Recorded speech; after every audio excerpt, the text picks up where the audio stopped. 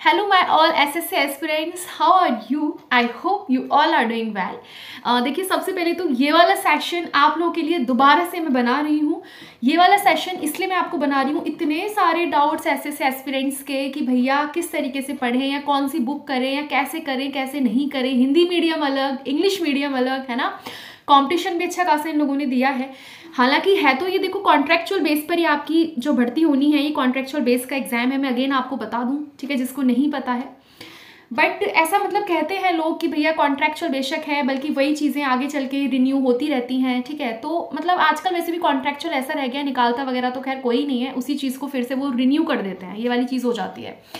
बाकी खैर आप लोगों ने जब फॉर्म फिल करे हैं तो आप लोगों को एग्जाम भी देना है। अब जब एग्जाम देते हो तो एग्जाम इस पर्पस से दीजिए कि आपका एग्जाम निकल भी जाए, है ना। तो अब हम फिलहाल मुद्दे की बात करेंगे। मेन बात ये है कि आप लोगों को जो डाउट आ रहा है ना, किस तरीके से अपनी तैयारी करो। देखो, जो जेबीटी वाले स्टूडेंट्स हैं, यानी पीआरटी जेबीटी, ठीक है, सेम चीज़ है। ये जो स्टूडेंट्स हैं इनका पेपर आपको पता चल गया कि आप लोगों का एग्जाम 10 दिसंबर को है, ठीक है।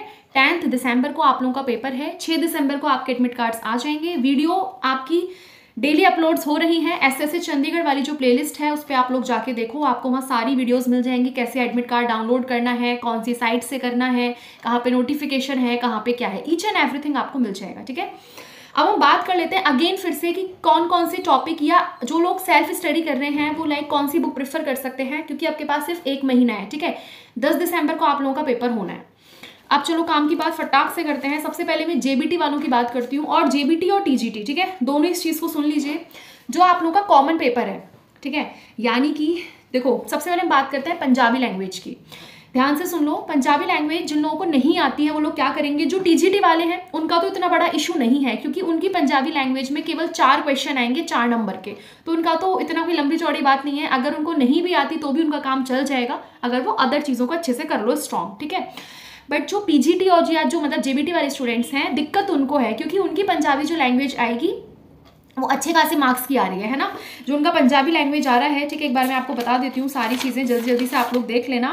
भाई आप लोगों का जो पंजाबी लैंग्वेज है वो बेसिकली 10 क्वेश्चन आप लोग के आएंगे और 10 नंबर के आएंगे, है ना। तो थोड़ा सा आपको पढ़ना पड़ सकता है, क्योंकि अगर आप नहीं पढ़ोगे, वैसे तो देखो टोटल अगर हम देखते हैं आप लोगों का तो 150 टोटल क्वेश्चन आने हैं, उसमें से अगर आप 10 हटा दो तो यानी 140।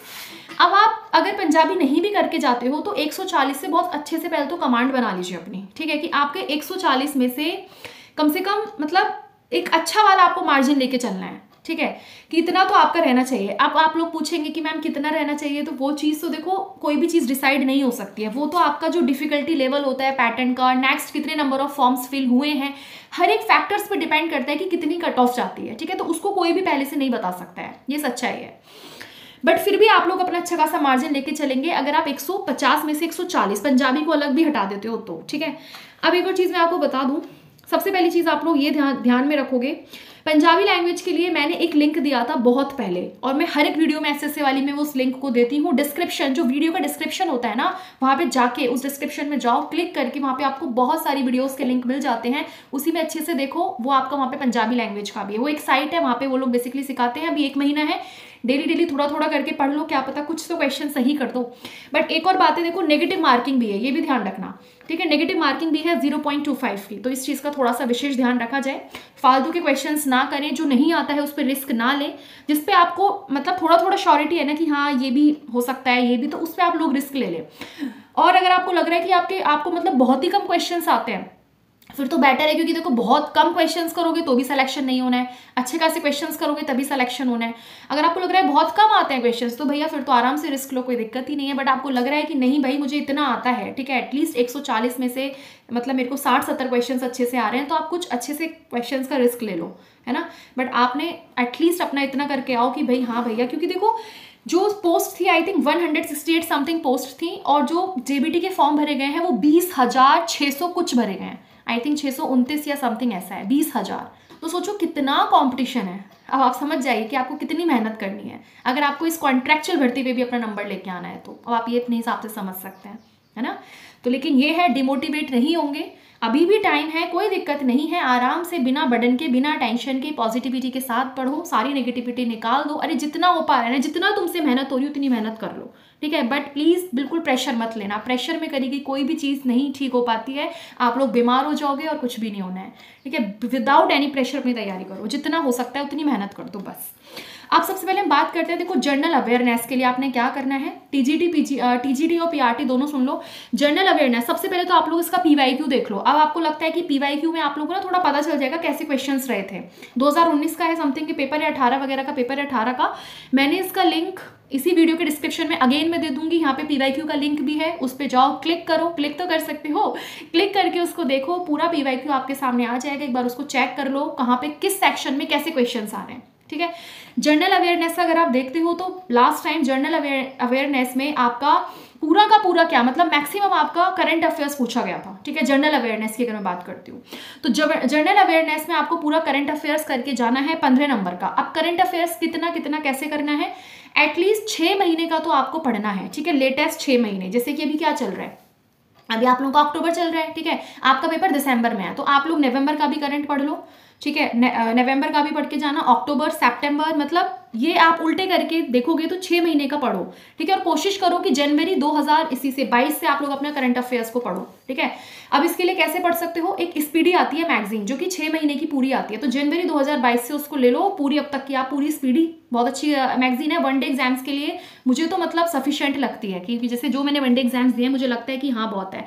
बाकी जो भी करंट अफेयर्स आपको अच्छी लगती हो ना मैगजीन, कोई भी, चाहे क्रॉनिकल हो, आपकी कुरुक्षेत्र हो, और कौन कौन सी आती हैं यार, बहुत सारी आती है ना, मुझे भी नाम इतना याद नहीं आ रहा है ना, और वो प्रतियोगिता दर्पण वगैरह बहुत सारी आती हैं, हिंदी में भी आती है, इंग्लिश में भी आती हैं, जो भी आपको अच्छी लगे। 6 महीने का आप लोग अपना करंट पढ़ो, कोशिश करो कि जनवरी 2022 से पढ़ो। बट अभी जो लेटेस्ट जो आपके मंथ हैं, ठीक है, जो लास्ट वाले मंथ्स हैं सारे बैक वाले, जैसे अक्टूबर हुआ, सितंबर हुआ, है ना, इस तरीके के जो मंथ है, जुलाई, अगस्त, जून, तो ये सब वाले अच्छे से पढ़ो, उनको, इनके करंट अच्छे से करके जाओ।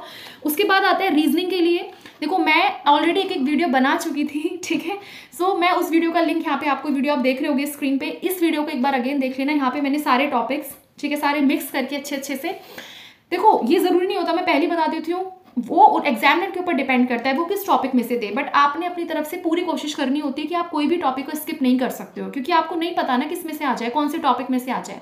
बट एक बार आप अपना पहले तो पीवाईक्यू देख लो, किस तरीके से क्वेश्चंस आए किस किस टॉपिक से। बाकी ये जो मैंने वीडियो दी है ना, इस वीडियो को देखना, यहाँ पे मैंने आपको डिटेल में भी टॉपिक्स बताए हुए हैं, ठीक है। बाकी जहाँ से भी आपको टॉपिक मिले हो, चाहे आपने गूगल सर्च करा हो या अदर वीडियोज मिला हो, जो भी टॉपिक्स है कोई दिक्कत नहीं है, टॉपिक्स सब वही सेम रहते हैं।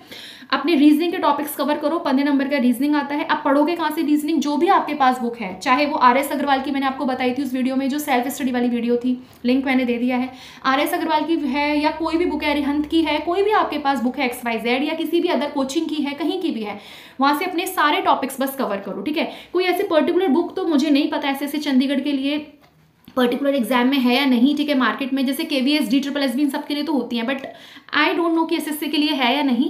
सो अगर होगी अच्छी बात है, बट उससे कोई फायदा नहीं है, आप लोगों ने सिर्फ अपने टॉपिक कवर करने हैं, ठीक है। देखो अगर आप मैगजीन से पढ़ते हो, गाइड वगैरह जो होती है ना, आप सोचो ना कि मैं ये गाइड ले लूँ और इस गाइड में से मैं सारी चीज़ कवर कर लूँ, ठीक है, कि भैया मैंने SSC चंडीगढ़ की गाइड ले ली, इसमें सारी चीज़ें दी हुई हैं, सारे टॉपिक्स कवर कर लूँ।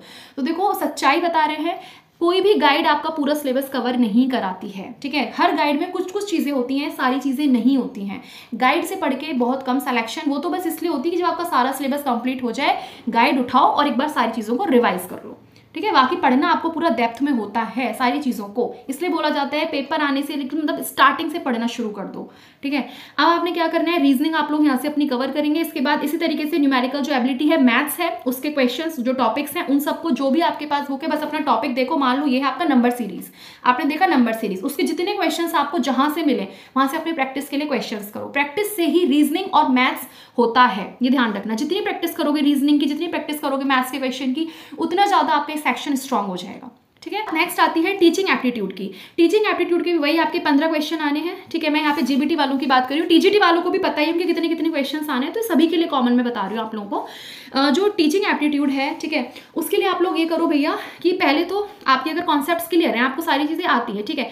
अब आपने क्या करना है, जितने भी PYQs वगैरह होते हैं ना, जो अदर एग्जाम्स के होते हैं, जैसे KVS का होता है, DSSS भी है, या कोई भी ऐसा एग्जाम, कोई भी जहाँ पे आपकी टीचिंग एप्टीट्यूड आती है, आप देखो मैंने इसके लिए एक बुक भी बताई थी आपको, ठीक है। आप पहले बात तो जितने एग्जाम्स होते हैं सबके पीवाईक्यू देख लो भैया, जहाँ जहाँ से आपको टीचिंग एप्टीट्यूड के क्वेश्चंस मिले, क्योंकि उनमें तो आपको कॉन्सेप्ट अपना क्लियर करना होता है। अगर आपको पता है कि इस कॉन्सेप्ट में ये चीज़ होती है तो आप आसानी से टीचिंग एप्टीट्यूड कर लोगे, ठीक है। आधा तो टीचिंग एप्टीट्यूड आपकी अंडरस्टैंडिंग पे बेस करता है, ठीक है, आपकी कैसी सूझबूझ है उसके अकॉर्डिंग आप उनके क्वेश्चन कर लोगे, है ना। और बहुत ईजी से, अगर आपने एसएससी में देखे होंगे क्वेश्चन तो काफ़ी ईजी से क्वेश्चन थे पीआरटी में, कोई टफ लेवल नहीं था। अब अगर हम बुक की बात करते हैं, और देखो ये जो बुक है ये केवल सिर्फ एसएससी में नहीं बल्कि जो अगर आप केवी का पेपर भी दोगे, DSSS भी दोगे, वहाँ भी काम आएगी। मैंने एक बुक बताई थी सरोहा पब्लिकेशन की, हालांकि वो बुक थोड़ी कॉस्टली है, 800 समथिंग की वो बुक थी, बट उसके अंदर जितने भी आपके पेपर होते हैं ना सेंट्रल लेवल वाले, जितने भी पेपर थे, ठीक है, सीटैट हो, केवी हो, कोई भी आपका पेपर हो, उसके सबके पीवाईक्यूज थे। आई थिंक 9000 पता नहीं कितने हज़ार उसमें समथिंग, 9000 समथिंग उसमें क्वेश्चन थे, सारे पीवाईक्यू हर एग्जाम्स के टीचिंग एप्टीट्यूड के, है ना, यही वाला। तो सोचो अगर कोई इंसान अगर इतने क्वेश्चंस की प्रैक्टिस कर ले तो उसका ऑलरेडी बेस क्लियर हो जाएगा ना, मतलब उसको अंदाज़ा लग जाएगा हर चीज़ों का कि अच्छा इस क्वेश्चन में, क्योंकि हर क्वेश्चन कुछ ना कुछ कहता है, हर क्वेश्चन में कुछ ना कुछ अलग बात होती है और क्वेश्चंस को पढ़ के में पता चल जाता है। पास वो बुक है तो उस बुक को अपनी पूरी अच्छे से सारे क्वेश्चंस देख लो, हर एक एग्जाम्स के पीवाईक्यू देख लो, टीचिंग एप्टीट्यूड के, वहीं से आप लोगों का कॉन्सेप्ट क्लियर हो जाएगा, ठीक है, आपको समझ आ जाएंगी चीज़ें।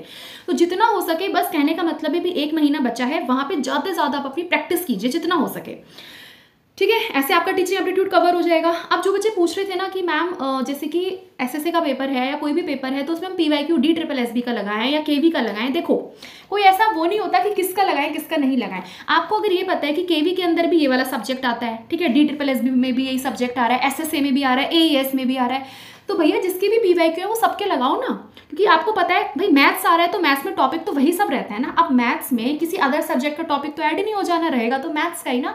तो आप सारे सब जितने भी ऐसे सेंट्रल लेवल वाले जो भी हैं आपकी, जहाँ भी मतलब ये सारी चीज़ें आ रही हैं, सारे टॉपिक्स आ रहे हैं, वो सबके पीवाईक्यू लगा लो तो आपका ही फायदा होगा। जितनी मतलब पीवाईक्यू से क्या होता है पीवाईक्यू से, आप लोगों की प्रैक्टिस होती है, आप लोगों को पता चलता है कि लेवल ऑफ क्वेश्चंस क्या रहता है हर एग्जाम में, आपको पता चलता है कि किस पार्ट से किस तरह का क्वेश्चन निकल के आ रहा है, कौन कौन से पार्ट से क्वेश्चन पूछे जा रहे हैं। और जितने क्वेश्चंस की प्रैक्टिस करोगे उतना आपका ही जो बेस है वो स्ट्रांग होता है और आपकी ही प्रैक्टिस होती है ना। और आपको ही पता चलता है भैया हम सही पानी में हैं या फिर कुछ और अभी थोड़ा अपने अंदर सुधार करने की ज़रूरत है ना।